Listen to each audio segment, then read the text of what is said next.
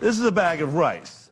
But let's imagine that these rice particles really are the trillions and billions and millions of viruses and bacteria that is all over the world. With all of these viruses and bacteria that are spreading, we're breathing it all the time. In fact, you probably have this many, all of these, you have this much viruses and bacteria in your own intestinal system right now as we speak. And we're all in a panic. We're all in a panic because there's a brand new virus we're all worrying about.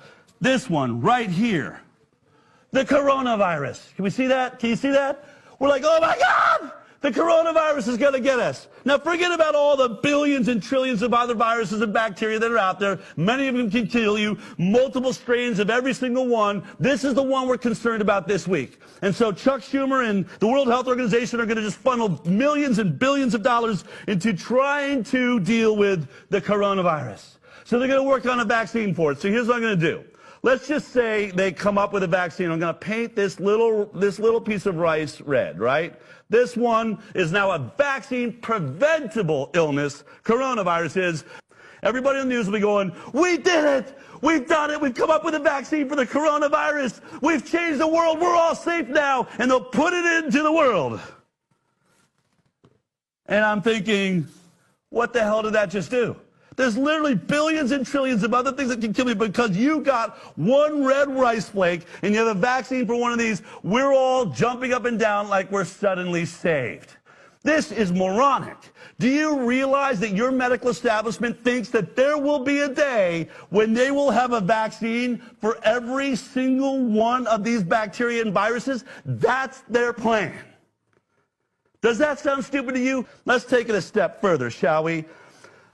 Let's say that this is an immune-suppressed child floating in a sea of bacteria and viruses. This is why we all have got to vaccinate ourselves, is to protect this one immune-suppressed person, okay? This is the theory. And out of all the billions and trillions of viruses and bacteria right here, that's how many we currently have vaccines for that are in our system. Okay, let's go through these. I'll read them until I get it right. We've got hepatitis A. We got hepatitis B. We have rotavirus, tetanus, pertussis, measles, rubella, Hib. You get the idea. 16 preventable diseases. And that has made us safe. The CDC said, you better get with this program. You better get with this program because these 16 viruses and bacteria that we can protect you from are going to save the world. And I'm looking at all of this and saying, how can you be so stupid to say that? This immune-suppressed child at school is not protected for any of these others, just the vaccine preventable ones. And somehow the anti-vaxxers are putting us all at risk because they won't take those 16 vaccines for those viruses and bacteria. And we're all saying, but what about the other trillion that this kid or this immune-suppressed person is always going to be coming in contact with? Many things that can kill them. This doesn't make any sense. And you are trying to force these products on us because of what? Literally a drop of water in an ocean. This cannot be the approach to health. But why has it become the approach to health? Let's talk about this immune-suppressed person, okay? When we think of measles, here's what we know about measles. That back in 1961, when they looked at the stats on measles, you could say that 1 in 500,000 people died because that's the entire population. Or if you were infected, 1 in 10,000 of those being affected would end up dying. So 1 in 10,000, otherwise known as a 0.0001% chance of dying if you catch the measles. Okay? Now let's think about that. Let's think about, we are talking about the immune-suppressed person is the 0.001% of us. Can I bring up a chart of people? Can I show you this? Bring this up here. Can we see this over here? Where am I looking? Right there? Right there. Okay. Imagine all these people represent 10,000 people. 0.001% of them is going to die from the measles if they get it.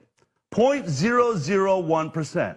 Why didn't pharma make a product for the 0.0001% of us? Why didn't they take care of that person? Because the 999% of us do just fine with the measles, end up having lifelong immunity, which creates herd immunity. Why didn't they just take care of the 0.001%? You know why. Because this wouldn't make as much money as this. This is what makes pharma money.